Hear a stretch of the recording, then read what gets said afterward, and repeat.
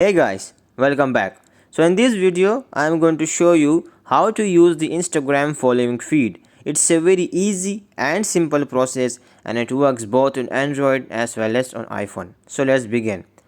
Just open Instagram app and then on the upper side just tap on Instagram and then tap on following.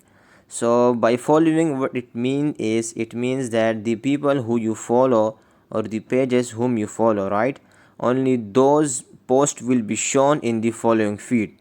As you can see, there are no ads and no suggestion to follow someone. If I just go back in the normal home feed, if I scroll down, as you can see, this is the first ad, and if I just scroll down, you can see the second ad. But if you only use the following feed, in following feed only the post will be shown that who you follow, and there are no ads and no suggestion to follow someone.